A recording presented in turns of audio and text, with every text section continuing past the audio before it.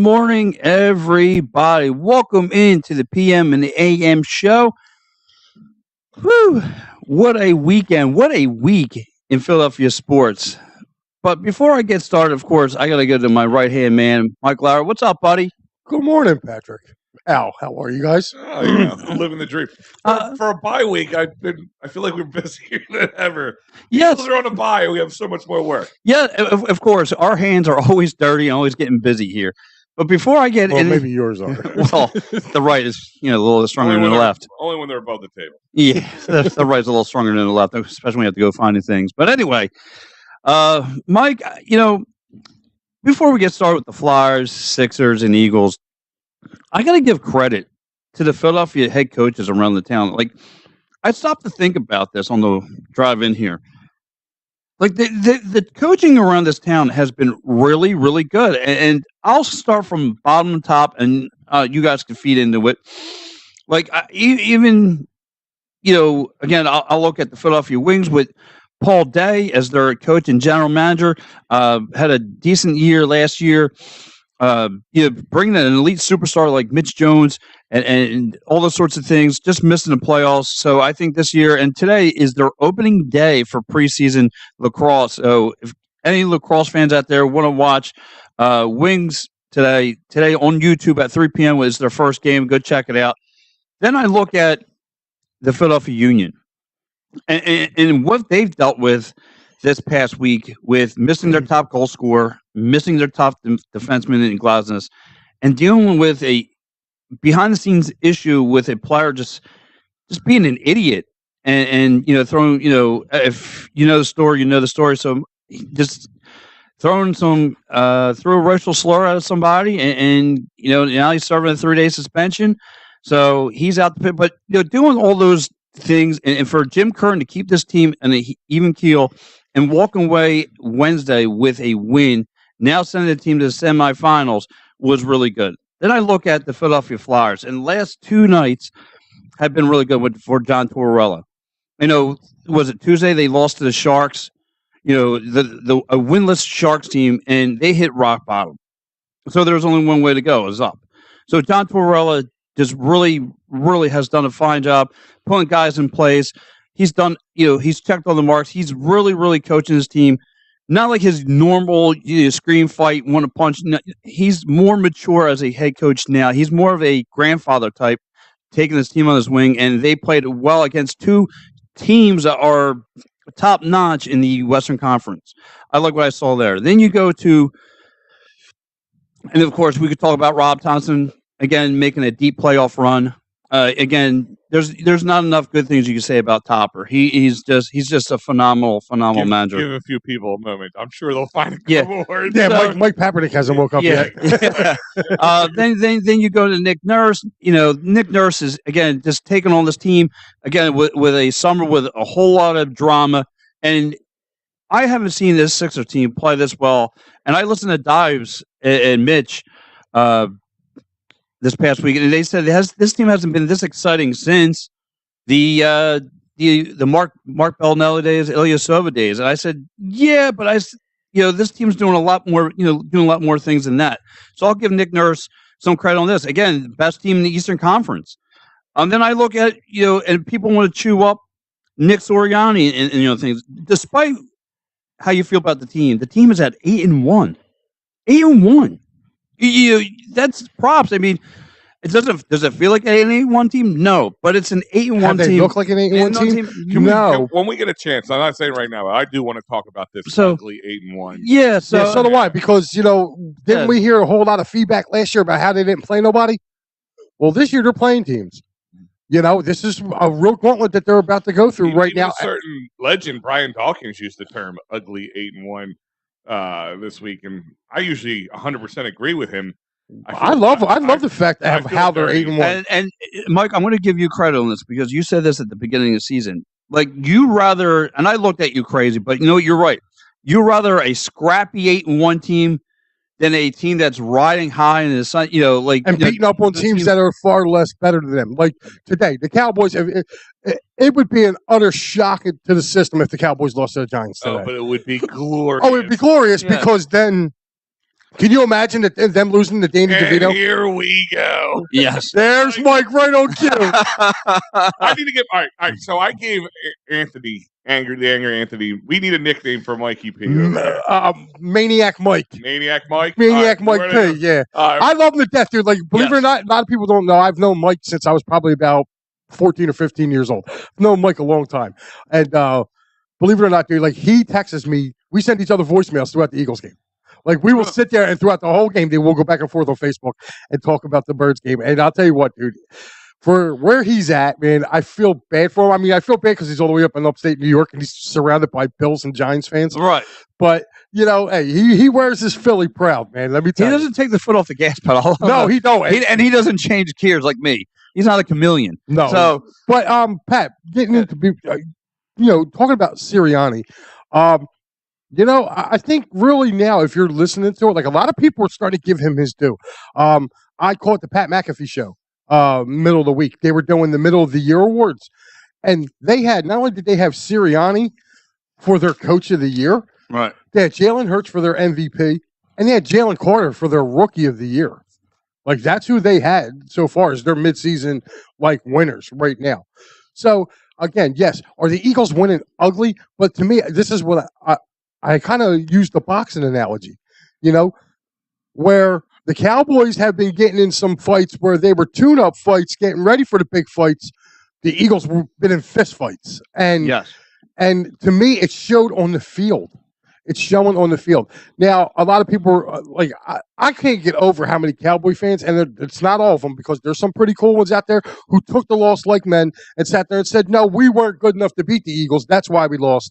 But there was a lot of them that blamed the referees. And I got it. Hold on, guys. Let me get my shock face on. I mean, look, you know how many times I've heard, even where we work, I've heard, hey, you know, that pass interference call was turn the other cheek. And I said, I have heard it all.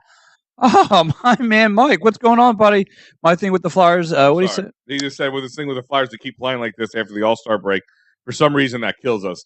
Pretty much tank, but don't tank. That's where he's going. Yeah. So, and again, I have my theory on that. We'll get. We're gonna get into all of that. So, like I said, you know, when I look at overall scheme of the Philadelphia coaches, I mean, we got some good ones here. We got some good ones, and at this current moment, they're doing a fine job. What's up, Mitch? Let's go, Mitch. Hey, Mitch. And so, and then, like you say, you talk about Nick Sirianni, and look at all the things he's faced. He's got a new offensive coordinator, a new defensive corner. You know, I don't think there's still an identity to this team. But, you know, again, I'll push back on that. You got a banged up quarterback, and you know, banged up secondary. Again, and yet they're winning games. They're 8-1. What do we always say? They won 3 divisional games. They, you know, the Rams, everyone thought, oh, that could be an L. They took care of it. The Dallas Cowboys game, even, you know, it came down to the wire. The Dolphins game, everybody picked. Everybody thought because of our secondary, we were going to get blown out the water. And Mike, I'm going to go back to your show on Thursday. Like, I think we kind of didn't took that Jets game lightly. So, you know, but other than that, I mean, this team it's been in every game. Every game. Let me ask you a question. When was the last time you saw a team have 4 turnovers in a single game and actually had a chance of winning that game? You don't. No, and they still were in it with the Jets game. What is the difference between a good team and a bad team? Head coach. No. The good teams learn to find a way to win games no matter what. And that's what this team does. And that's what is the biggest difference to me is that was what makes a good team good. Ugly teams will have if we were a team that wasn't as good as we thought they would have lost that Dallas game. You know, they would have lost they would have let the Vikings win on a Thursday, a quick turnaround on the second game of the season. A lot of things would have went differently. Yeah, 8-1, and you look at that one, it's against the Jets, a team you shouldn't have lost to. The Jets have a very good defense. Let's just throw that out there. And the Eagles' offense was very bad. So, I mean, it wasn't like they blew us out like 42-20 or something like that. You know, it was a close game up to the end. It was just bad decision making, bad play calling, just bad offense all the way around. The offense was a D- at best on that game, and they still were in it. That's my point. That's the difference between a good team and a bad team. And like I said, Brian Dawkins was on WIP this week, and he called it an ugly 8-1. 8-1. I don't care what it is. It's like pizza and sex. We always say it's bad, it's good. I'd rather take the pizza. 8-1, even when it's bad, it's good. I mean, I'll take. Tell me anybody who wouldn't take 8-1 right now. And who are going to take pizza over sex? That's me. But right over there. Sex is overrated, I'll tell you. What would you? Yeah. That's what your wife tells us. Yeah, well, that's why I got to slap the junk against the bedpost every once in a while to get a feeling. But anyway. Sean Kilrain says, "What's up, guys? Arizona played small ball, and we tried smashing homers. Wouldn't have hurt to switch the lineup around, in my opinion." Well, hindsight's 20/20. Everybody's perfect looking back. I don't, it is what it is. Lou Greco, what's up, bud? What's up, Lou? What's up, buddy? Yeah, like I said, New England won ugly games for 20 years. I'll take it. Joe, good point. That's another thing. Like, all right, let's go back to when Tom Brady was just tearing up things. I mean, was every game a 2-score blowout or more? No. And like you said, Mike, earlier on, you said, all we heard last year is that this team isn't that good. All they did is they played weak, inferior teams. That's all the Cowboys fans said a year ago, even though the Cowboys had the same exact. We already had 3 decent teams we played against, right? That are, I mean, the Dolphins, paper tiger in my eyes. But the NFL this year is just really weird. Can we also put that out there? Like, it's a really hard measuring stick this year because the Bills aren't the Bills. The Bills are. I'm not sold on them. I said that from the beginning of the year. I was not sold on the Bills. The Bills, to me, are an 8-8 team or an 8-9 team. If you go back to the tape, I actually was saying the Bills were going to be that team that would fall off. Yeah. So there's no way the Chiefs are going to move forward. The Eagles are going to move forward. The Dolphins are going to move forward. The Bills, like somebody has to. There's got to be somebody falling back. Yeah, and the Bills can't play outside of Orchard Park. They really can't. Bump the Cowboy fans. So again, here goes my guess. But I do think the Eagles, OCNC, have to step their play calling up. Both, in my opinion, have been okay or not good. Yeah, I mean, listen, guys, it's you got 2 guys who haven't done it before. Yeah, and it's on the job training, and they're doing right. and they're doing. Okay, and they're 8-1. Again, they're 8-1. That's like I said, facing all the adversity and all those other things and all those intangibles. Let me ask you guys a question. Since we're speaking about the NFL. How confident are you guys in, looking down at this murderous road that we looked at in the beginning of the season, right? Are you guys excited we're finally here for it? Yeah, I am. Yeah. I am. You want to know why? Because I think this Eagles team can go into Kansas City and win. I do. I think they're battle tested. I think, I don't think the Bills are coming here and beating the Birds. I really, truly don't feel that way. And I'm not really, are you guys, to me, the 49ers look inferior. They look normal. They look like Earth. They look like they came back down to earth. They came back down to earth real quick, and they got a test today too. I mean, stop and think about it. They lose to Jacksonville today. Now they're like 3 games behind the Eagles. The Cowboys are, if by some stroke of genius. And don't forget the Jags. I know it's a different division and all that. They're being sneaky good right now. Yeah, they're 6-2. They're only 1 game behind us at this right. point. And I'll tell you what, they got a nice little 3-headed monster out there too. Mm-hmm. And like I said, I want to go back to this past week though. You look at it, the Eagles took care of Dallas. Everyone was worried, and this is what kind of makes the rivalries good in this town because. Like I said, when both teams are playing very well, it makes you more intrigued into it because it's like that you have that 50-50 chance to back your mind and see what's going to happen.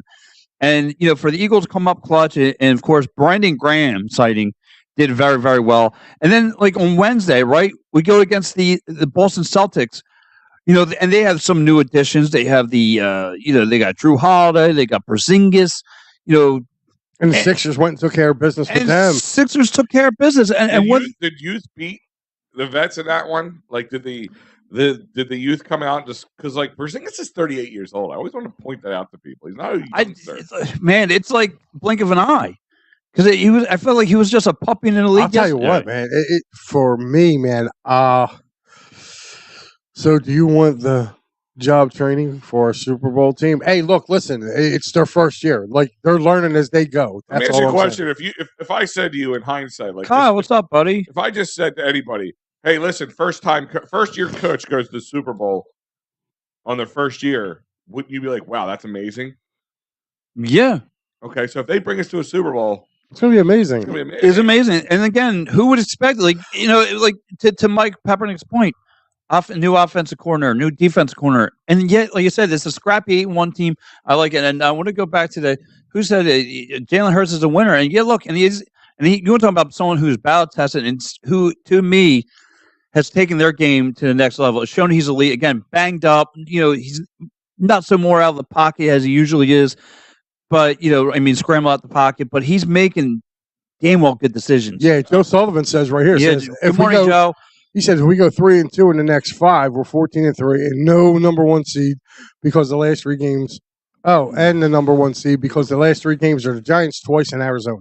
Yeah, right. Which I think we should all get together and go to that Arizona game.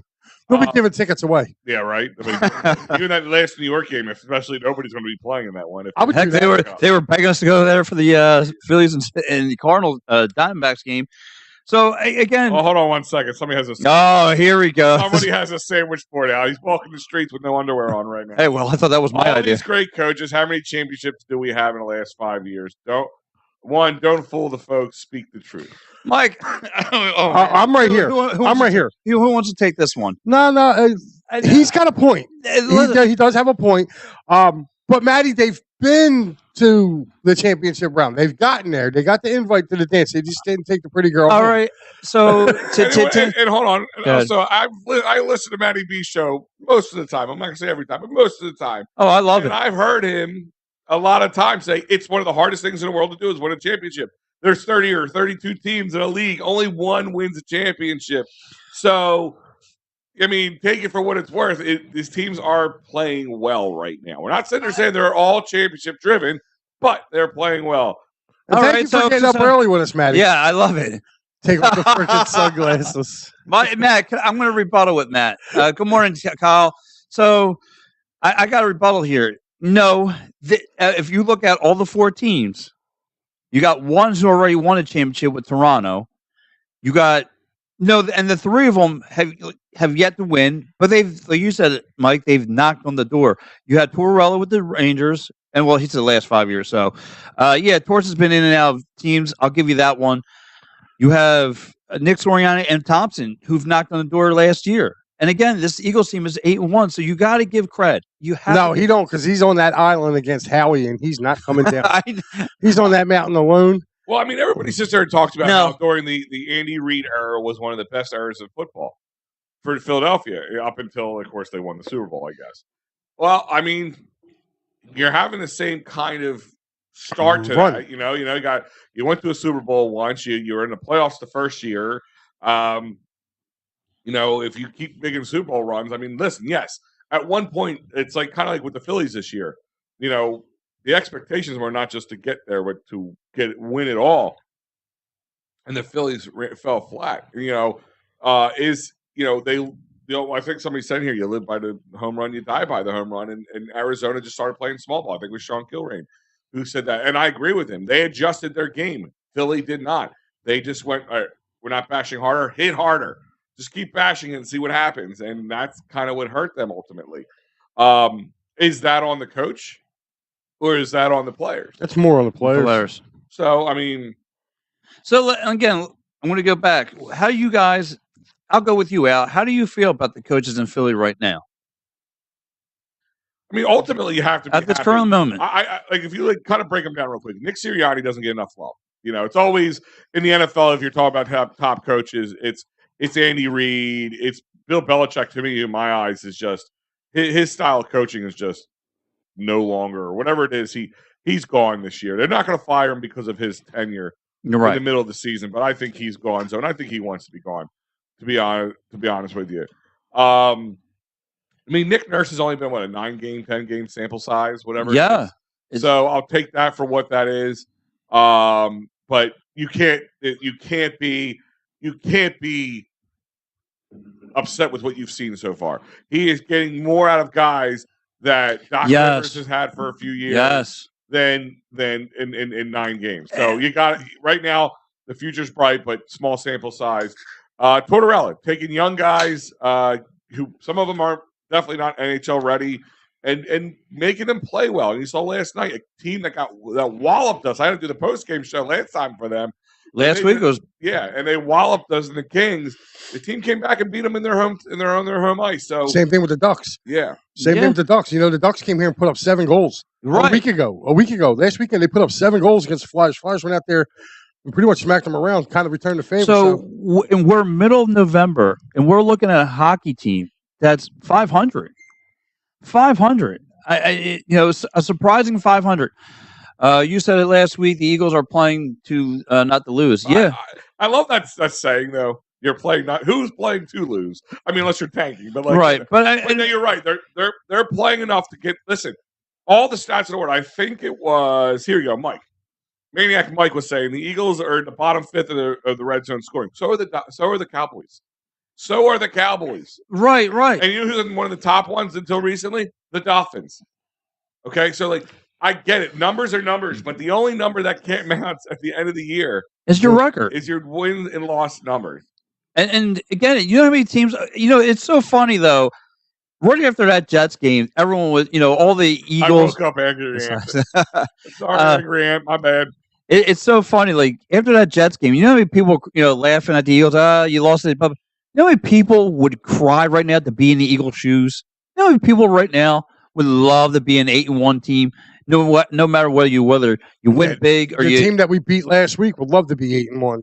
Exactly. I mean, think about it. They would love to have a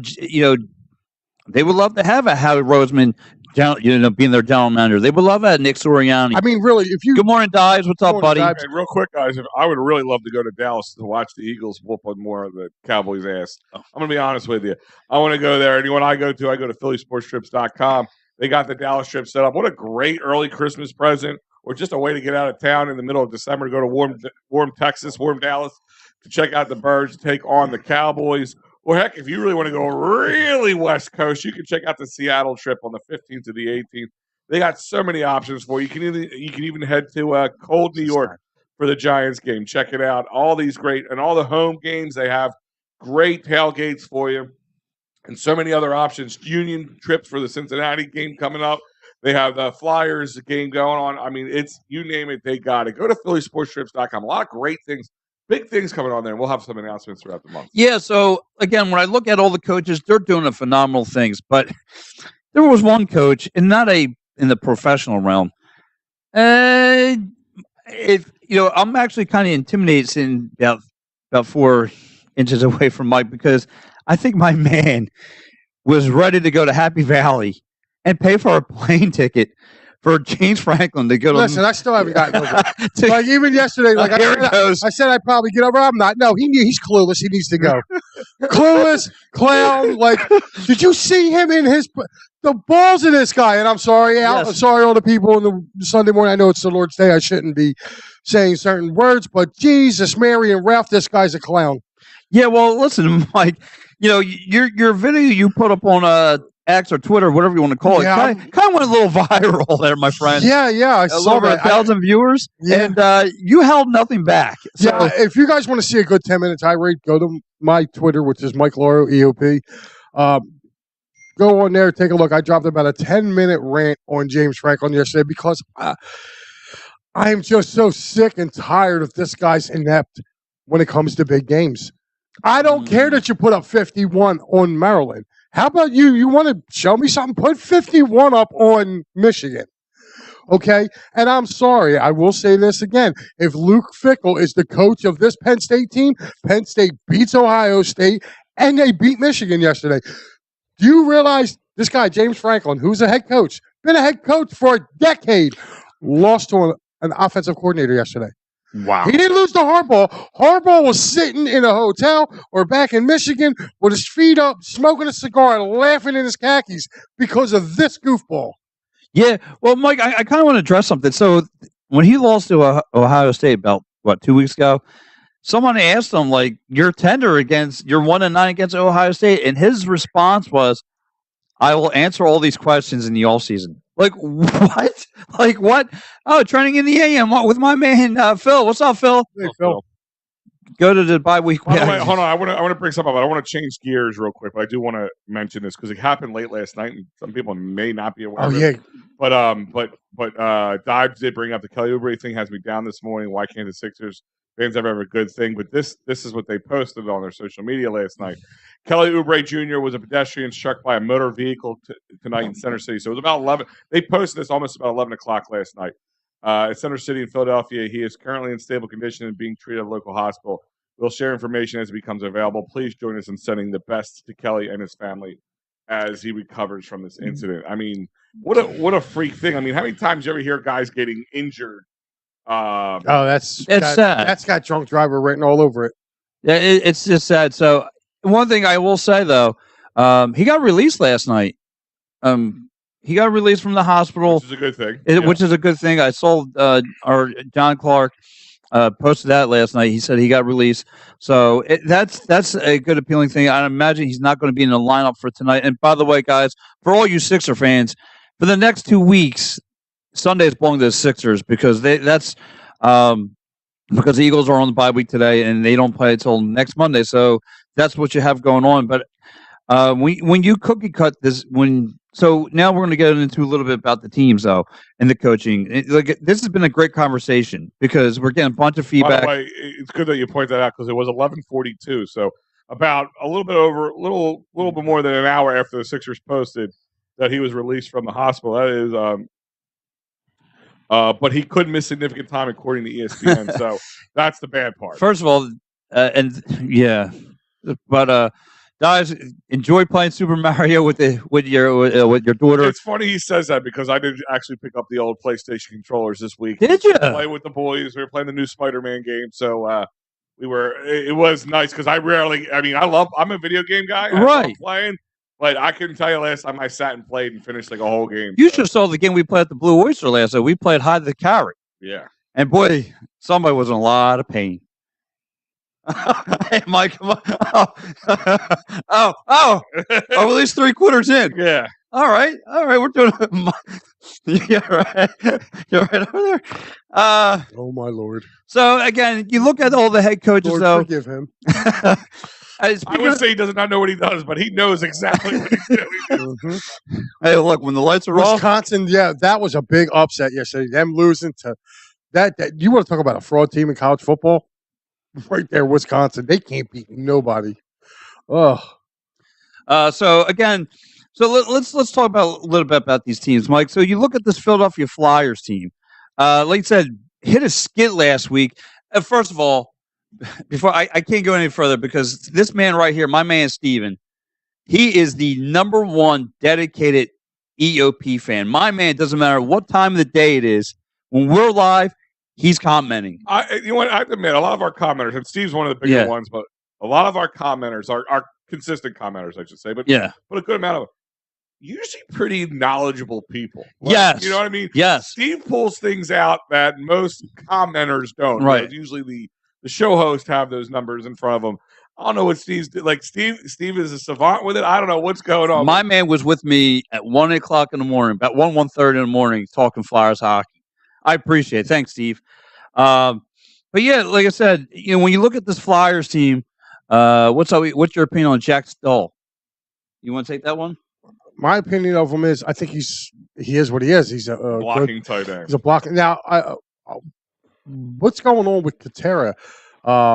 He was in a concussion protocol, but they were talking about releasing him too.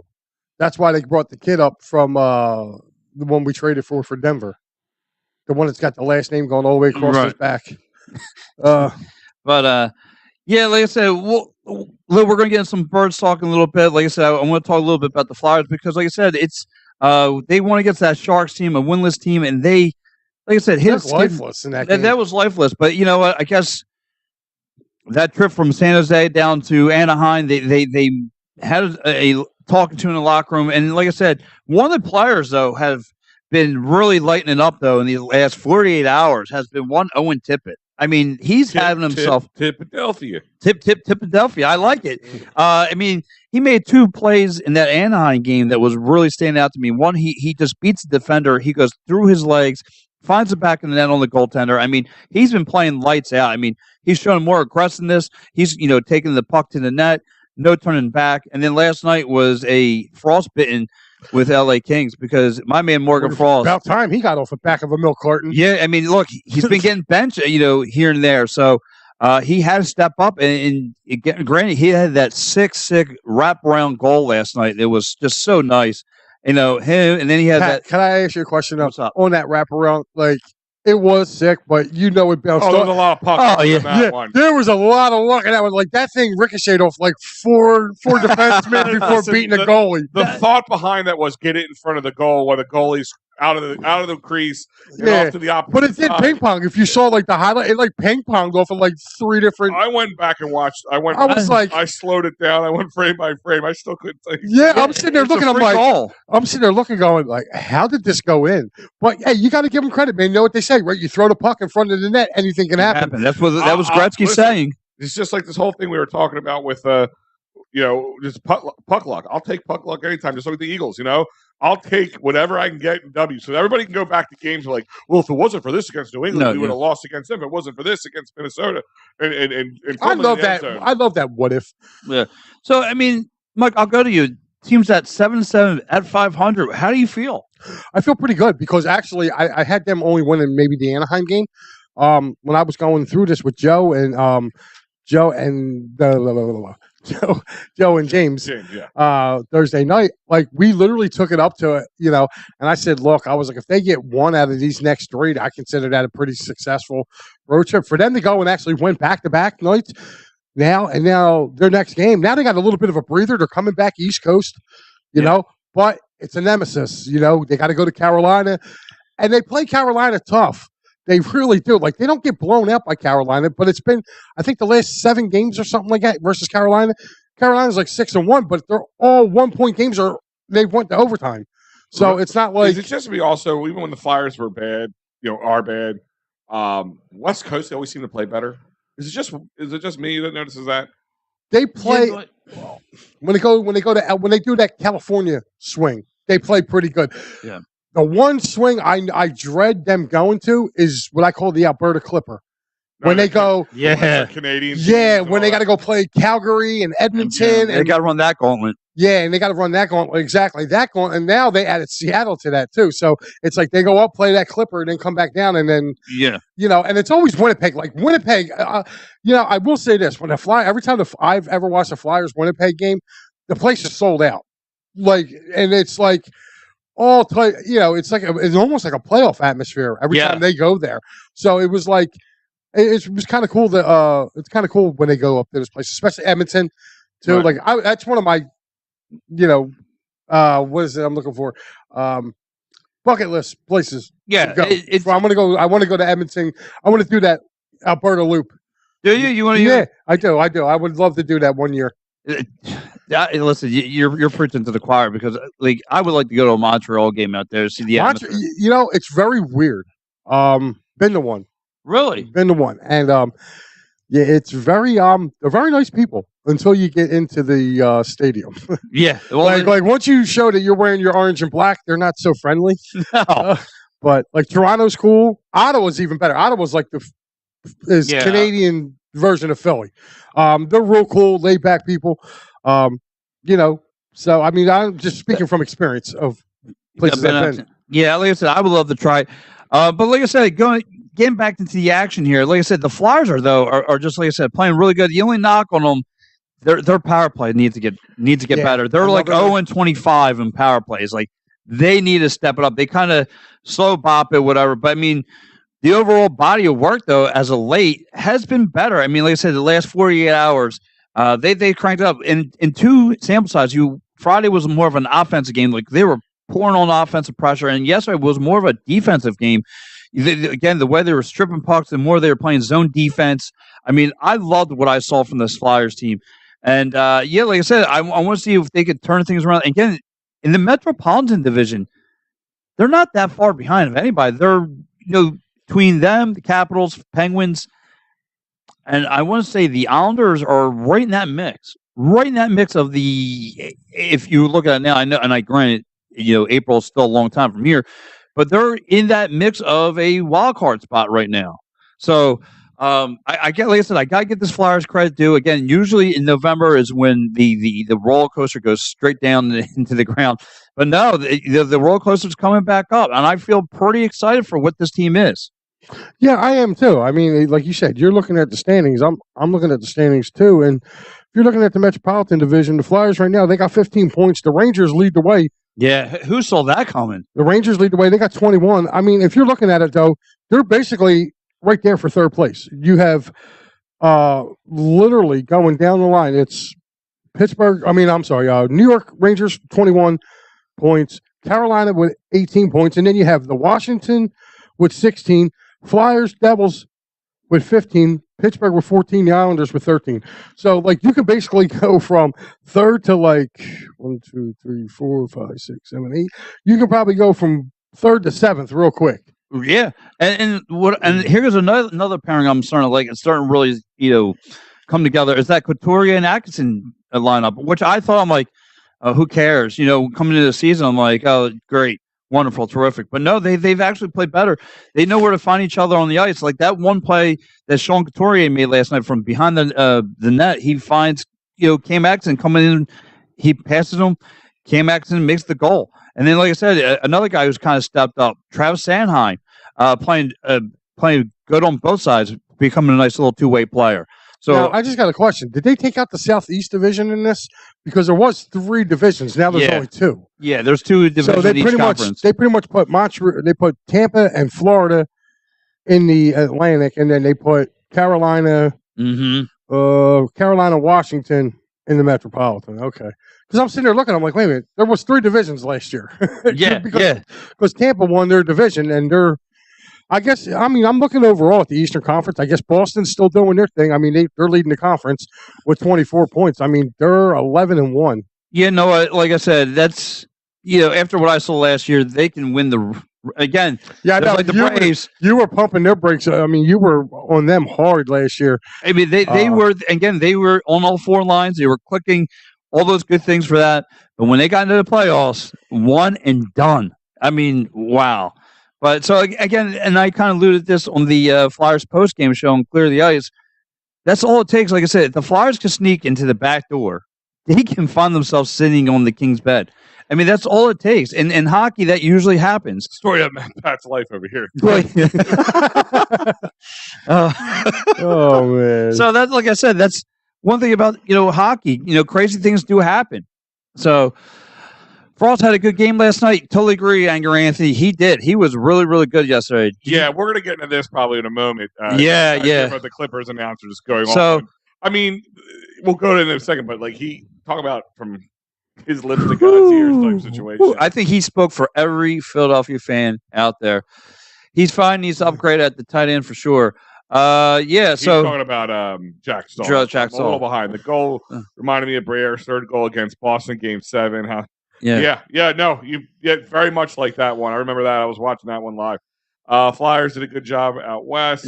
Truly, yes, Alice. They did. Good morning, Alice. Yeah, West Coast they do. Mike was a good point. Like it's that Western Canadian run. I love it though because so they took 2 out of 3 last. But what's cool though? Because usually those games come on. They're not as late as the California games, but they're not as I'll early. go to Toronto with you, Ant. Yeah, I would love to party with Angry Ant for a day. Yeah, it's got to be a good time. Winnipeg is the Nashville of Canada. Yes. So, Mike, like you say, they're going to come back and they're going to face themselves a little. Yes, I'm a big fan of the back door. Okay, Angry Anthony. Boston is on it. Remember watching the movie Liar Liar with Jim Carrey? Yeah. Yes, and he was going around the room of all the people that he was working with. Simmons is old. That's what I hear when I hear Boston is old. But yeah, like I said, I look at this Flyers team again. They got Carolina coming up on Wednesday. Then Saturday afternoon, they got the Vegas Golden Knights. They got Golden Knights here. I think the Flyers are going to be.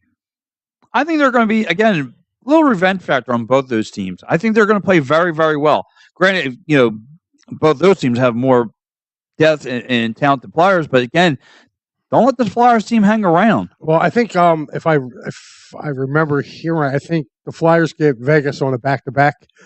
I think they're playing Friday night. I think they got the Rangers Friday night, then they come here Saturday. So, wow. So I think they get them off a back-to-back, and I think they get Carolina off a back-to-back on Wednesday. So it would be nice, for a change. The Flyers were that team coming in. They had a couple of games where they were playing the night before.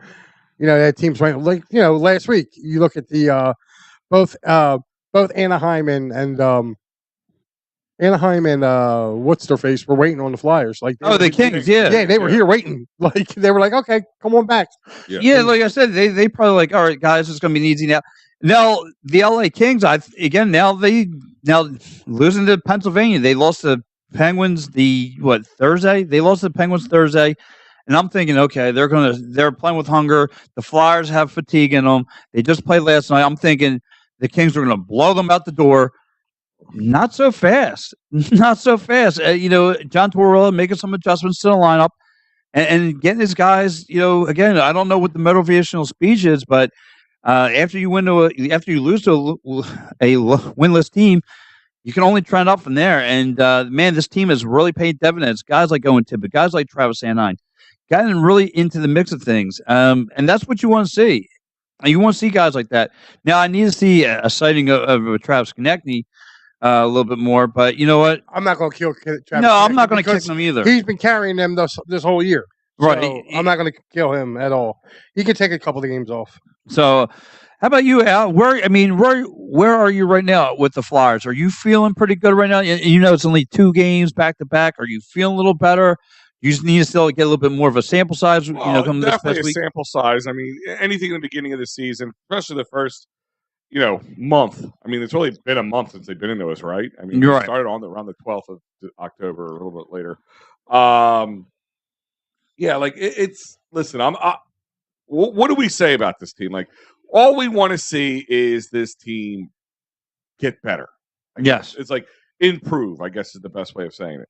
We want to just see this team improve. And that's what we're seeing. And I'm happy so far with what we've seen. And I hope to continue to see the growth of this team in that fashion. And that's where and that's all I can say about that. Like, I have no expectations for the Flyers. I had no expectations going in. The only expectations I've been going in with is that this team, we're going to start weeding out who's going to be the future of this Flyers, who's going to be trade pieces, and who probably will never see NHL ice again. Yeah. That's kind of what it is. Like, I'm trying to find that out. And, give Cal Peterson a little love last night after getting walloped by his former team.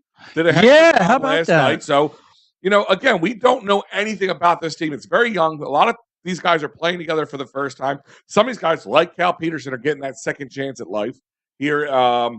But, I still watch. I don't know. I've been posting on my own Twitter feed, like, the Michkov, highlight reels that they put out there. Boy, we got to get this boy here.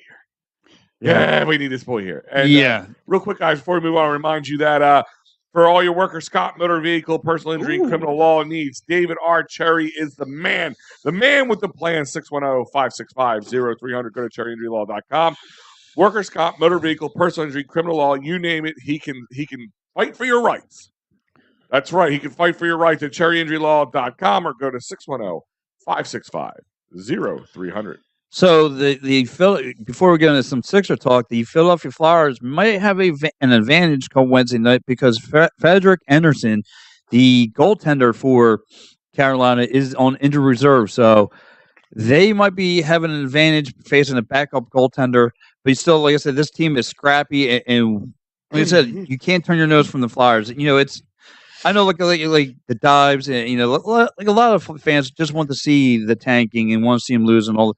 But like I said, to me, I can't be there. I can't do that. I mean, wins. The wins I feel good about. I feel good about some wins for this Philadelphia team. And we'll see where they're at come February, whether they're going to be sellers or buyers. So, but like I said, we'll continue the Flyers talk a little later. But there is, like I said, a basketball team that's playing all cylinders. And one thing that's pointed out to me about this team. And I said this with Dies, and I said this with my brother from another mother, Sean Bernard. And I said, the one thing that stands out, they're a good rebound team. They get rebounds offensively, defensively. Those guys are underneath the hoop all the time. And that's a key X factor to this. They're always finding each other under the hoop. They're, always, good ball movements. Tyrese Maxey just playing lights out. This is the year for him. This is his team. This is his year. You see him develop into that elite player. and it sucks about Kelly Oubre because he was a catch and shoot. Doesn't matter whether it was inside the paint. Doesn't matter he was on the perimeter. He can run the ball to the net. I mean, he has been the perfect fit to this team. I mean, the other thing about it is not just to add what you're saying is he has been we didn't see him coming, I guess is the best way of saying. Like, he wasn't a guy. Kelly Oubre wasn't a guy that people thought, oh, we should get Kelly Oubre. And we're always looking for that superstar. This team, the Sixers, Philadelphia in general, we're one superstar away. I think the fact that we didn't go star hunting was a huge factor for us. Is allowing what we're seeing from Tyrese Maxey right now is phenomenal. And then Kelly Oubre, who can be a streaky player if you look back at his numbers. And a lot of the knocks on him coming into it was A, his streakiness, but B, can the guy, was he really good because he was on a bad team in Charlotte and he just looked good again? He was a 6 next to a bunch of 3s and he looked like an 8 and they're 9. But no, he joined the team. He brought this energy. He kind of like what Tyrese Maxey does in some ways. So I mean, he's going to be a big loss, and it's going to and we'll have posts. Check out our social media. I'm going to be sharing stuff from Dives was already doing the numbers at 5:00 this morning, showing you the difference with or without Kelly Oubre. So I'm going to show you guys, and we'll have it up there. So check it out. Like I said, to your point, like I don't want to go too far back, but again, this goes back to me that the James Harden, him not being part of this team in the beginning of the year was the best thing for this team. Addition by subtraction. And I was going to be a wise ass and say Kelly Oubre wasn't good at playing Frogger, but I guess that's a little too soon. So, it's not probably the best idea. Yeah. So again, to me, James Harden not being part of this team and not wanting to be part of this team has been the best thing for this team, because I said to Dives a couple of weeks ago, me and him doing a post game together, I said, you don't want to mess up this team's chemistry between Embiid and Maxey. They're feeding off one another. And you don't want, you don't want him sitting in there. And when he sat there on the sidelines in his green hoodie looking like the Grinch who stole the Sixers' money, I was more thrilled to get him out of here. And the minute when he got out of here, again, you got a bunch of bench pieces or whatnot, and those guys are benefiting. Like, what's that kid's name? Nick Batum. Nick Batum's benefiting. Marquise Morris, he can feel being back playing from his hometown. Like, he's happy being in here. Rocco. Has he even gotten on the court? Yeah, he's got a few times, but I mean, he hasn't really made an impact. But Rocco, who's loves playing in here, coming up with a couple nice steals. I mean, these guys can really feel the energy off this Sixers home base. And then you have guys like Furkan Korkmaz. Korkmaz is playing really good. It said, why waste air in James Harden? Hey, listen, if you guys haven't seen it, there's a clip out there. What's his name? He completely goes off on James Harden. Yeah, it was the announcer for the Clippers. Right? You're right. No, the Mavericks. The Mavericks. Yes. So they're playing. So right now, I believe the Clippers are 0-3 with James Harden on the court right now. Korkmaz is even playing well. I mean, he had a really good game. I guess was it the Pacers? No, not the Pacers. It was the it was who they played before the Pistons. I forget who it is, but whatever. And then the next time they put him in, he kind of fizzled out a little bit. But The announcer said pretty much, I'm not going to play the clip. It's a little long. I'm sure everybody's heard it. It's been all over our social media as well. But pretty much said everything we said. Here's a guy, and we all look past it. We're all guilty of this, to be honest with you. I can say I'm as guilty as the next person. Here's a guy who came in who had every opportunity with Daryl Morey in Houston. They put a lot of guys around him, and they still couldn't get the job done. He finally goes, I'm moving on. He goes to New York. They build a quote-unquote super team with him, Kevin Durant, Kyrie Irving, and all these other guys around him. And they still just can't S to bed with him. He can't get any. Yes. And listen, there's a lot of ego with that. And that's sometimes with these super teams. That's why the problem is they have to learn to get along, and some guys have to learn to take a step back to one guy or the other. You can only have so many Batmans before you start having Robins. You know what I mean? Yeah. But, hi, I'm Pat Squirrel. But then he goes, all right, well, I'm going to go back to Darryl. I'm going to go with the Sixers. I'm going to pretend like I'm going to put my best foot forward, and then I'm going to blame everybody else around me. You know, he even said you had the guy who was the MVP of the league right next to you, and you couldn't get the job done. Yes, you had 2 good games in the playoffs that you carried this team, but then you took a lot of games off, and you don't take games off in the postseason. If you take a quarter off in the postseason, you're going to lose, and that's and then right. You saw my man took a plane to Vegas. Yeah, and he talked in between rounds. Took a plane. Oh yeah, I'm not worried about the Celtics. Let me go spend money on strippers in Vegas. Exactly. Like it's crazy. Like now he's in LA. He's only a 3-hour drive, and nobody wants him around. It's crazy. Like he did the Sixers a solid. Like everyone, and it's so funny because the minute he came to LA and everyone's making posters like, "Oh, look at this lineup." I went, poop. Dude. The best is when he walked in the locker room to say what's up, and the only person who talked to him was Westbrook. Oh my God! You barely. And the dude played that, and I felt like, and the dude sitting next to Westbrook looked up from his phone like, "Man, if you don't get out this locker room." Yeah, like the kid just looked up at him and was like, "Are you like this poison apple is finally here?" All right. I have it. You ready? Yeah. I actually had that saved because we play that on our show. I'm sure if I delete it, but I'm going to play it. We're not going to hear it, but everybody else will hear it. So it's you, guys. So it's you right? Cool. So make sure you stay on that side, you feel me? Straight up. All right, cool. All right. Make sure you know where you at. You see it though. You see it though. All right, cool. Turkey! Hey, what's up, Turkey? That was. Here, I just know the camera's on me, so I have to look like the good guy hug.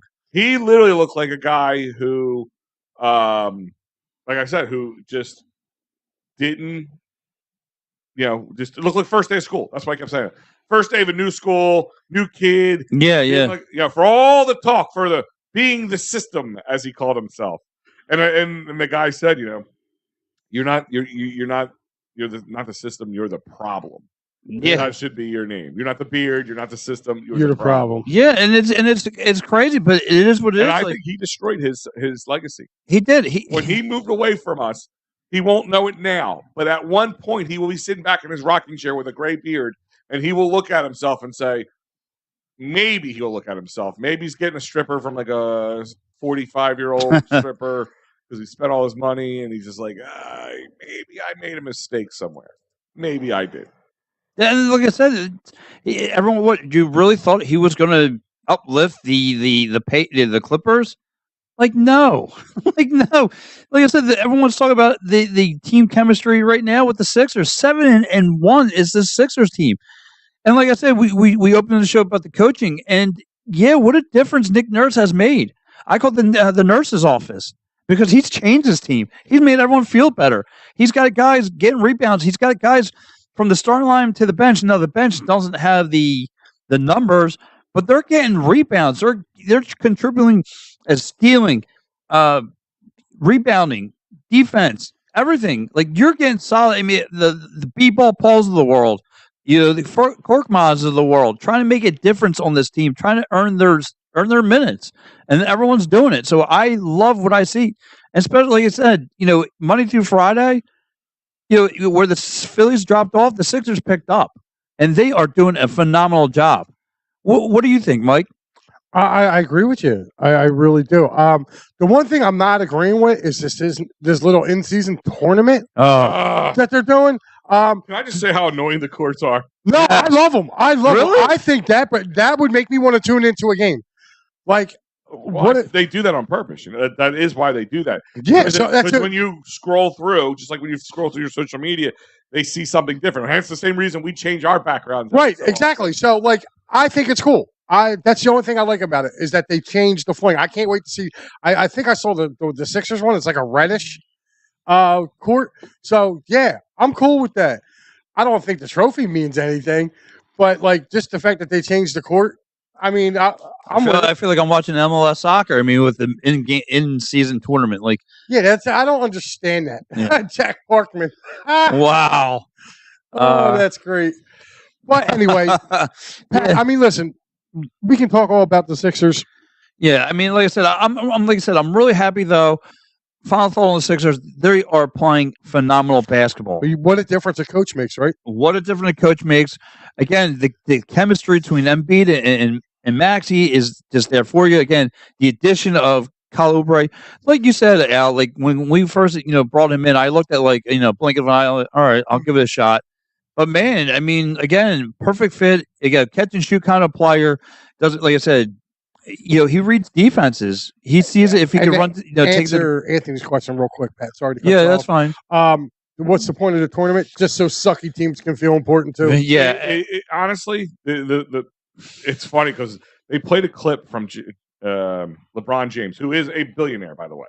Right, and he's talking about doing it for the $500,000 that's on the line, because players who win the championship get $500,000. Yeah, and then I think there's like a tier for the next. If you make it to the next level, there's like another tier. So for young guys who don't make a lot of money or make the league minimum, yes, it's good for them. It's good for them. But if LeBron's doing it, I don't know if he was doing it as like a shot at them. Like, what do I care for about $500,000? But it's still $500,000.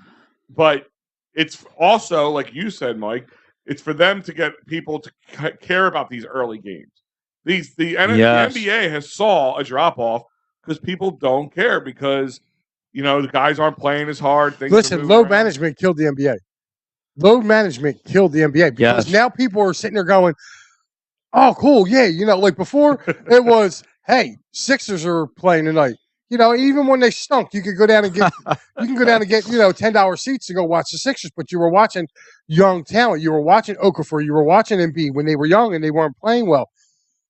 You could go down and see them. Now, you go down to a Sixers game. It's a crapshoot whether you're going to see Embiid play or not. Right, and like again, the market names, like you said, for instance, like I said, the load management, Mike, to your point, did hurt him. Again, why am I going to play Mike Laro against the Sacramento Kings? Why waste my time on that? No, the worst part about it is I want to see that. Yeah, I'd like to see that too. But no, the worst part about it is, say you want to go see the Lakers, right? LeBron's on the Lakers. Well, I'll tell you what. If they go to New York before or after Philadelphia, you're not seeing them. Right. Because what's the more appealing play for them? Their job is, I don't want to go play in Philly. I'd rather go play in Madison Square Garden. It's the Mecca Arena. So let's go play there. That's why I get mad about certain things like that. Because, you could sit there and announce what you want. Look at just last year. There was no Embiid, no LeBron James in Sixers versus Lakers. Right. Are you kidding me? And I thought I think the NBA thought, having this in tournament thing was going to draw more ratings and crowds were going to come because Steve thinks it's for the international fans. It might be. I'm telling you, I'm thinking it is to get players more motivated, like Mike's saying, to play during games that they won't. Because, so say for instance, just as an example, you go to Sherry'sTickets.com and you want to save 50% off on tickets. And you do that, and you could, 10% off by using that great promo code EOP10 with no hidden fees, great prices, and all different sports concert theaters. You name it. You go to Sherry'sTickets.com, you're saving 10% by using EOP10. But you use those tickets because even when the Sixers, for instance, when they were tanking, right? Yeah. When the Sixers were tanking, well, guess what? You thought, oh, LeBron's coming to town. I want to watch LeBron. Or James Harden back when he was, you wanted to see him. He's coming to town. I want to see him. Kyrie Irving. Kevin Durant, all these players, Steph Curry, you want to see these guys play, that's the tickets that sold a lot, even when they were tanking. Yes. But then you buy these tickets and you spend it because they increased the prices on purpose when these players were coming to town, and then they came here and you paid all this extra money and you didn't see them. People were angry. I remember, I want to say about a decade ago, if it was two bad teams playing, you get nosebleed seats for like a quarter. I remember the one year with the Charlotte Bobcats, they had a deal going, buy a season tickets now and get the next year free. They were doing everything they could to get, and this is owned by Jordan. They were trying to get everything in the door. Dude, I remember going to a Washington Wizards game. We had went down for Were the Wizards or Bullets? No, it was the Wizards. They were the Wizards, but we went down for a Flyers Capitals game, and it was called the MCI Center then. We went down for a game, and they were running a special that if you bought tickets, it was like a day-nighter. So what we did was we went down on a bus trip. We're like, look, we're going to stick around. We're going to stick around. I think it might have been Sixers Wizards. Mm-hmm. We're like, look, we're going to stick around because it was Flyers Capitals in the afternoon. And then we're like, dude, we'll just hop a train back. And like, we literally took a train back. Right. You know what I mean? So I think we spent a total of $100, and that's including like catching an Amtrak back to Philly, like for watching it. But we had a whole day down there, and it was just really like we had really good seats, but they were cheap as hell. They were like $12. Right. So I mean, but again, getting back to your point, the NBA did that back then. You know, you were able to get decent seats, watch your guys play. Now you spend hundreds, like Al said, you spend hundreds of thousands of dollars to come watch a guy play, and then he just decides, "Oh, I'm taking a low management day." Well, and two, at like the I last said, minute. At the last minute. Again, So, I think the product hurt themselves in this regard too, and the super teams. I mean, think about it, like you get three major superstars want to play. All the superstars want to play together. Well, now the Denver, I'll just say the Denver Nuggets, or not Denver Nuggets, go Sacramento Kings and the Charlotte Hornets, all this, like you leave, or the Pelicans, like there's, again, there's no market name there. So, because all the names want to join, in LA or that's that's missing too. So, like, I mean, there isn't a guy associated with teams anymore. Like, to me, that again, that's the super teams it's going to kill the NBA because everybody now you have to join, with two other players to go try to win a chip. Like to me, well, I think they've recently. I think they've gotten away from that. I mean, because again, it's what's dominating the East right now is no super teams. It's more the it's Embiid and his squad or Boston. Has a couple. You can't say that because if you look at it, you got. Boston's got Tatum and Brown. They just went out and got Drew Holiday now to go along with Porzingis. Yeah, but those are good. Yeah, they're superstars, but they're names. They're names. They're names to come in. You know what I mean? The Sixers are using draft picks, like more or less like Joel's homegrown. Yeah. Maxi's homegrown, but Tobias isn't. You know what I mean? Like so. The Sixers kind of got a 3. For right now. But again, that's just the way the NBA is right now. Right. Real quick, because we're kind of running on a little low on time here, and yeah, I kind of want to. Anybody watch EOP Live this week with me and Joe? We did a power rankings of what the NFL is currently at this moment in time, and I want to see some people push back on us. So I want to get your agreement on it. If you agree, now you don't have to go through the whole one and say I'd move 30 to 32 and flip it around, but like let's talk about the first 10. Do you guys agree with the top 10 order at this point? No. Okay. Tell me, I want to get your opinion. Jacksonville should be swapped with Detroit. Oh wow, you have Jacksonville at 4 and Detroit at 10. Yeah, Jacksonville's better than Detroit. They're sitting at 6-2. They have a better record. Okay. If they went up against each other, would you think? I would take Jacksonville all day long. Okay. Let's see, Cincinnati. I kind of like where they're at. The only reason I think I would put Baltimore ahead of Kansas City. Really? Yeah. Listen. Can I just say this? It happens every year. Everybody gets so high on Baltimore. If you look at their schedule, I mean, if you look at what they've done, they've lost some games they should have won, and they won some, and they walloped some teams they should have walloped. And I'll tell you right now, too, I would move the Browns up a little higher, too. Lamar Jackson equals Cam Newton to me. Lamar Jackson's Cam Newton. Yeah, but you know what? He's got better. He's got better talent around him than Cam had around him. So if you want to sit there and say that, like Lamar can throw the ball. I'm not saying. I'm saying, but he's got better version of Cam Newton. He is, but he also has better supporting cast around him too. I mean, you got Mark Andrews at tight end, you got Edwards at running back, you got the kid Zay Flowers and Beckham at wide receiver. So I mean, they got a pretty good team, but their defense is really, really, really good. Oh, Jesus, Stephen. Drunk driver identified, Brian Colangelo. We love you, Oobs. Get well soon. Oh, my God. That's awesome. But, I mean, yeah, looking at that, Al, I really would. I would definitely switch. I actually had Jacksonville at least above Buffalo. Me and Joe, we kind of agreed upon some things. But the thing is, even if I did this all by myself, I could see myself changing it around. Well, see, the only reason I would have Jacksonville above Buffalo is because Jacksonville beat Buffalo. Yeah. They beat them head-to-head, so there should be no way that they're behind them. And I definitely feel like they're probably the second best team right now in the AFC. Okay. So are you guys agreeing the Eagles are number one, even though we're all fans? I know that. Blah, blah, blah, blah. Yeah. No, it's not a home if you want to, like I said, it would be an overall. Yeah. Mike saying power rankings: Eagles 1, KC 2, Ravens 3. He agrees with the Jags. Jags 4, Bengals 5, Lions 6. Okay. So for me, 1, 2. Listen, if San Fran loses today, they go from a 6 to a 11, 12 pretty quickly.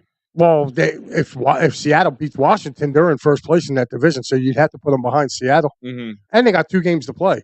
Which, another thing, too, which a lot of people don't realize, the Eagles are sandwiched between those 2 Seattle games, or at least one of them. I moved San Fran to 4, Miami at 4. Wait a minute. I moved San Fran at 4, and Miami at 4, and Detroit at 5. Wait a minute. I would not put Miami nowhere near the top 5. Miami, to me, is the biggest paper tiger this year. Buffalo's probably right behind them. But, yeah, paper tiger, this team has done well. So, yeah, my power rankings would be Burrs, Casey. I didn't see this yet, but Steven's saying no joke, broken ribs for Oubre. That sucks because that takes a while to come back from. 6 weeks. At least, depending on how broken and how many ribs and if they're subluxated versus not. It's a lot of issues with that. Well, the Sixers will all be banking on someone from that bench to step up. That's for sure. So my power rankings here would be Burrs, Kansas City, Baltimore, Detroit. I know a lot of people not want to hear this. I would definitely take Dallas above San Fran and Cincy. Now, San Fran, they got walloped by San Fran. Even that's true too. Structure. So, in my eyes, that's why I put them behind. But I believe Dallas can beat Buffalo, Miami, Jacksonville. I agree with Mike. I think Jacksonville needs to be a little bit more. Detroit, but they could have. I don't think they could beat Jacksonville. You think the Dallas Cowboys could beat Jacksonville right now on a neutral field? There's no way. It'll be close. I'm not going to say it's going to be a walloping. No, I think Jacksonville. One of those games that can go either way. Yeah, I'm not going to I'm not going to bet my house on it. No, I wouldn't bet the house on it. No, but I would definitely, if they were playing on a neutral field, I would take Jacksonville. I think sitting at 10 would be Buffalo. I would swap with probably Jacksonville. I could listen. I could push Miami to 11. Bump Seattle, them all up. Listen. The Jacksonville conversation's there. I can at least see Jacksonville at 6 at the very least. And this week, me and Joe were talking about, since I have this build already, is to flux it for next week and see how this alters big time. But like I said, this is just our power rankings. I just wanted your guys' input on it. No, that's fine. So speaking of, again, the Birds getting ready for a gauntlet coming up. We all know what's waiting for the second half of the season, and of course the Birds are going to get another primetime game. So guys, how are you feeling about the schedule coming up? And I know we talked about it at the beginning of the show. Like, I'm pretty sure we have nothing to be afraid of. Nothing to be afraid of, because when the game, and all the expectations get raised higher, the Birds raise the bar. The Birds raise the bar, and I don't know how they do it, but they bring their A game. And again, and Mike, I heard you on Thursday. I'm talking about one of the knocks on the Birds is they kind of abandoned the run, but that's okay because you got AJ Brown, making up for all for the non-running that's going around, but they are going to be shorthanded without Goddard going to the second half of the season. So, Al, how's your take on that? Here's my thing: is we have been waiting for it. I mean, it's been almost like Christmas Eve, waiting up to Christmas. We've heard from a lot of ever since last year. We talked about this earlier. We heard that the Eagles didn't beat anybody that good. They just walloped people. In my eyes, you beat the 49ers in the NFC Championship game when the 49ers were the best team. All we heard about that all year long last year, and they beat them handily. I don't want to hear anything about their quarterback getting knocked out. It's not my fault. He's made of glass. No, listen. Tell your coach to bring an extra quarterback. Yeah, I don't know. Tell your coach not to block with a tight end who can't block against one of the best pass rushers in the league. Yeah, not my fault. And then you do it this year. Like I said, New England's a tough matchup defensively for us to go up against week 1, especially when you have all months to get ready. Belichick had since when the schedule come out? May? Yeah. So you have from May to September to break down this offense. Yeah. Quick turnaround Thursday night against Kirk Cousins, I make fun of him all the time, but him with Justin Jefferson can be dangerous. They made that happen. And that game could have been a blowout if it wasn't some mistakes made by the Eagles, by the way, might I add. The Dolphins. All we heard about, they're going to get, our secondary is going to get so exposed. Washington, too. Washington. Listen, and that's the other thing. People are like, well, they barely beat Washington twice. Divisional games. I asked this. They're okay at the beaches. I asked this to Joey Sheeran, and I asked you guys the same question. I said to you guys, when you look at teams, like the Pats beat the Dolphins, right? Was it? Or the Bills? It was one of the teams. They beat the Bills. They beat the Bills. Do you take that with a little bit more of a grain of salt than you do if the, I don't know. I was trying to think. If Arizona beat Dallas, right? Like if it's when it's divisional, it's a little bit more personal, and they know each other, that kind of stuff. So I take that with a grain of salt. Listen, for the love of me, you've seen how tough that Washington team plays us, right? They literally went the next week after playing us, or the week before us. I'm sorry, the week before us. They literally put up 7 points against the Giants. They lost to the Giants. They can't beat the Giants. So it's a really weird thing. Like it's funny. We struggle against Dallas. Dallas struggles against Washington, New York, right? No, Washington. You're right, Washington. And we struggle. No, we struggle against Washington. Washington struggles against New York, and New York struggles against Dallas. It's like it's a big vicious circle. Yeah. And don't forget though, like Eric Bieniemy has enough time to really know the Eagles' offense and know what they're about to throw at him. Knows Nick. Again, he prepares himself for that defense, and he's like the mad scientist that tries to figure out how to expose this Eagles defense. And again, he exploited the secondary. But again, all the divisional teams that he's faced, he's faced the Birds, more than so. Again, he's faced them in the Super Bowl. He knows how to attack this Eagles secondary, and he goes right forward. That's what scared me with him and a young quarterback. Now, again, if he had a better veteran quarterback, he's going to. You can't blame that on you can't blame that on Sam Howell, man. Sam Howell was damn near perfect. Well, again, games. You're right. I mean, listen, the Eagles did what they had to do against him. And, you got to give props. I mean, you're talking about Eric Bieniemy, who's a very well-seasoned offensive coordinator going up against a first-time defensive head coach in Sean Desai. That's where the mismatch was. Was against Desai. But you don't think Desai's not going to learn from this? And they're not going to be better at it? Like, listen, we're going to have to deal with Eric Bieniemy for a long time because everybody knows the reason he got brought to Washington was he went there as the OC, but he's eventually going to be Ron Rivera's replacement. I think at the end of this year. Yeah. Steve has a good point here, and going 3-2 over the stretch would be reasonable, right? I think I'd be happy with that, right? Especially if it's versus Dallas, and you can take Dallas. That's for your division, and that's for keeping the lead in the division and tiebreaker. So that gives you 2.5. I think they go 4-1. That gives you at least 2.5 games over Dallas. I got them going 4-1. The only loss I have them getting is Seattle. Well, and we always struggle against Seattle in Seattle. Like that's always a bad game for us. The last time we won was Carson Wentz in 2018. No, we didn't win that game either. We lost. They lost 27-10. That Super Bowl or 27-17 or something like that. We lost that game. No, wasn't it another year either right before, right after? That was the last time. It was with Carson. I just don't remember which game it was. I know it wasn't the Super Bowl year. That's the one we lost. It was one of the few losses we had. Then it had to be the year before. Year before. But I understand what Steve's saying is beating Dallas, especially for the division, locking that up. Well, if you beat those three, San Fran and Seattle are going to be the ones. They're all conference wins. That is what he has. Keeping your number one spot alive. So, like he's saying, beating Buffalo and KC are great, but they don't make as big as a push as beating those two. Listen, if Dallas wins and you lose 2 of those 3 games, the Cowboys are tied with it. Don't sleep on Washington. Well, we don't have to worry about Washington anymore unless we see them in. Yeah, we had to play the hard Washington. Everybody else gets the easy one. You had the 2 really good players they had, and Chase Young and Montez Sweat, and they got rid of them. But like you said though, that's where the mismatch was. That again, you talk about a offensive coordinator taking care of a rookie defensive coordinator. That was the mismatch. And again, and like you said, another year on the side, this team will be more ready, more battle tested for that Commanders team because they know what Bieniemy is going to be throwing at them. So they'll become prepared. Don't worry about it. The the fear that I have is real. Honestly, dog.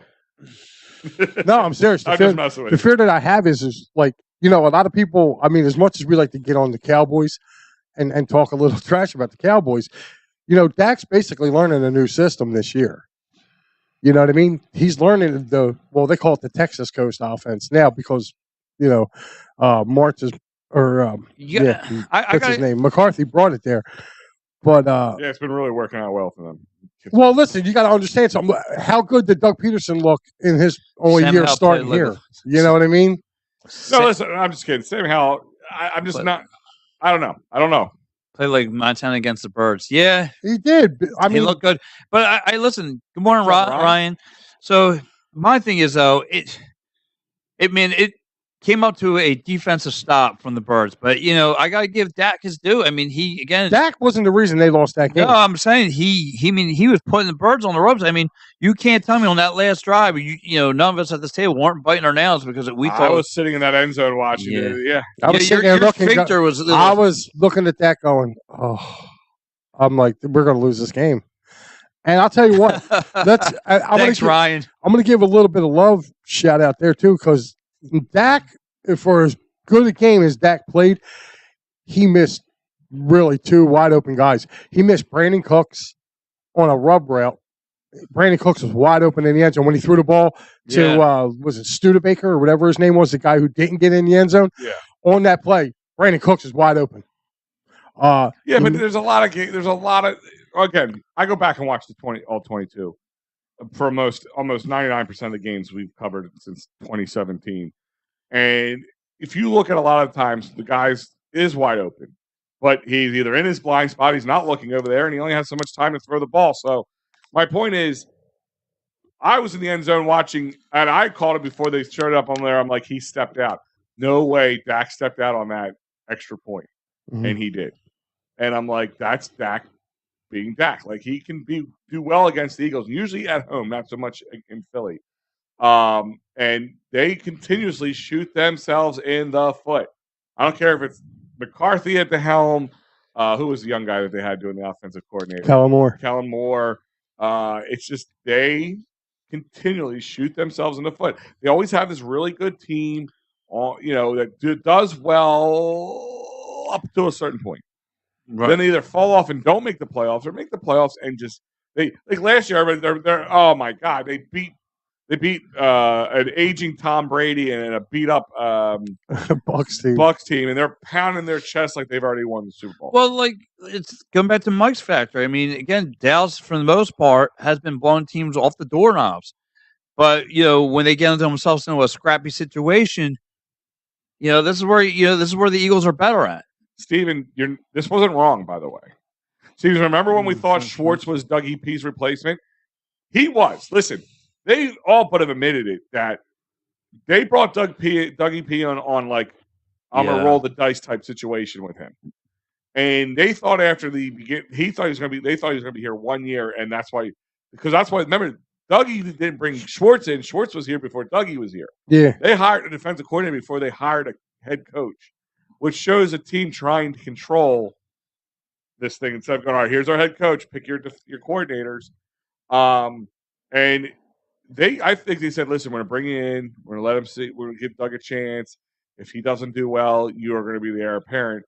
And because he won a Super Bowl in his second year, that didn't change. And I think that brought a lot of resentment from Schwartz. But I don't know why everybody was so high on getting Schwartz as a head coach. I wasn't high on him being the head coach. I was cool with him being defensive coordinator until I start seeing the defense that he ran. You know what I mean? Like, he just, boom. Mike, I love you to death, but he's all about Buddy Ryan and his kids. Yes. Like, he wants to bring Rex Ryan in so bad. And listen, the last time Rex Ryan had a good defense, Ray Lewis was the one that was captaining it. Yeah. Like, that's it. Like, it's so funny because last week on the Eagles postgame show, me and Mike were going back and forth, but the whole Rex Ryan team. He loves him. Like, he does. Dude, if he can dig up Buddy's bones and put life back into Buddy, he'd have Buddy back here in a minute. Yeah. Mike loves Buddy ball. Yeah, he does. You can't tell. He really needs to stop hiding his emotions in his comments. So loves Buddy ball. Going back, though, before we wrap out of here, Mike, going back to the earlier statement, how do you feel though currently with all the head coaches though? I mean, me and Al kind of broke it down, but what's your assessment? I feel good of the professional head coaches here. The idiot out of Happy Valley can't be fast enough. Yes. But yeah, I mean, we're cool. And you know what? Like I said, we both were wrong about Torts. Again, we went off a reputation with him. He has been totally opposite of what his reputation was coming in here. So to me, that shows that Tortorella's kind of gotten a little more. I'm not going to say he was immature, but he was fiery. He kind of calmed down a little bit. Yeah. And he's taken this young team in, and he's got them going in the right direction. And I hope that the Flyers. I hope the Flyers literally give him a chance to go through this. See, here he goes. Here he goes. I swear Mike has like you have those like quick comments like where you can say sure or call you back later or something. Yeah. He's got one. Topper needs to go. Yeah, that's already preset. Yeah. But Maniac Mike, I like it. Maniac Mike. I got Angry Anthony. Got Maniac Mike. Steve, we need one for Steven. We'll think Before we go, I want to ask you guys a question. I was going to do this after the show, but I want to put you guys on the spot. Thanks. I'm that kind of leader. Yes. But I say, maybe not the next one, but the next week or so, we do PM in the AM with open phone lines. All right. Think about it. Don't answer the question. Just think about it. Listen, you know what's really funny? Because Insane actually, my buddy Insanio actually texted me yesterday. He was like, hey, your phone line's working yet? I think it's real funny. I think we should do it. Yeah. Let's do it. I think we should. I'm ready. We'll plan it. We'll advertise it. Because, guys, listen, to be honest with you, we've had open lines forever. But I had to stop it because it got a little the YouTube trolls, the Facebook trolls, the Twitter trolls, all those trolls. It got a little out of hand. I'm surprised CTH hasn't commented yet. We kind of ramped it back down. But we'll talk about this and we'll put out there PM and AM with open lines. Yeah. I mean, I would love to hear. I mean, listen, I like I said, I talk to Mike all the time, but I would love to hear some of these other guys that are, that watch us every week. We'll go over with it. It's got to be treated like a normal radio show because I could probably keep one of you guys on line for 20 minutes and go back and forth. Yeah. But we will have to keep it, couple minutes. I mean, you guys have to keep it kind of respectful because you're going to have other people calling in. Yeah. So, but yeah, I'm down for that. I'm definitely down for it. Pat, we need a nickname for Steven, by the way. We can come up with it. Dedicated Steven, 24/7 Steve, because he's no matter what Steve time. All the time. All Steve all the time, because it doesn't matter what time of the day you're on. My man is first to comment. I think I need to send Steve some EOP merch. What do you guys think? Yeah. Yes. You should. Steve, do me a favor. Go on our Facebook page and send me some info. I got to do something for you. The other guys, I'm going to do the same thing for. Slowly but surely, as we get more in, I'm going to start. Yeah, I mean, sending some love to our everyday commenters, listeners, yes, followers. I have an EOP shirt that I haven't even worn yet. Really? Yeah, break the dust off it, bro. Yeah, maybe I'll wear it next week. I'll look official. Official. I got. He's wearing it. Thank God you wear it. Oh, I slept with this bad boy. Yeah, I didn't need to know all that. Yo, what are you eating today? What are you eating today? Yeah. Maybe a short list. It's going to be real tough. What are you swallowing today? No, it's going to be tough. I'm going to do some raviolis. You know what I mean? Pasta. He really threw a curveball by putting cheese in the middle of the pot. Yeah, it's going to be tough. But you know what? I'm going to stay up for 6 o'clock. Sixers and Pacers today. I'll wait till then, and then I'll catch maybe myself and my man Dives definitely for sure going to be on that post game show. So so you're doing so you're going to be all over you're going to be all over EOP tonight, ain't you? I'm usually on EOP all the time. Oh wait, are you on the post game tonight? No, I'll just bump myself on there. Yeah. Dude, he's like a lurch, man. It's like I listen, I'm waiting to come off the bench and Dive knows he needs me. Dives, trade him. Yeah. Set him down. And by the way, anybody again, for you Philadelphia Union fan or Wings fans, thank you, Steve. Who like all their calls all the time, please check out Gary, Mike, and Sean tonight, 9 o'clock. That's starting soon, next month, right? Or end of this Yeah, today's actually I'll be first preseason game. Yeah, today's the first preseason game. You'll be able to watch. I'm looking forward to the Arena League starting up in 2024. I'm looking forward to that. Yes. I'll be getting ready to cover the Wings myself in about a month. So, yeah, guys, this has been a great episode. Again, the head coaches in Philly have been doing a phenomenal job. I've been thoroughly impressed. All but one. All but one. But we gotta get the idiot out of Happy Valley. Yeah, dude, I thought for sure you were making a drive up there to purchase a plane. Like I said, guys, go on my X page under Mike Lauro EOP, and you will see the nice 10-minute rant that I had to put on about James Franklin yesterday. It's also on EOP. It's also on EOP as well. Yes, Mike's X page, my triple X page. It's all there. Yeah, it's it's a little different from what you. Yeah, right now, Alex just caught that.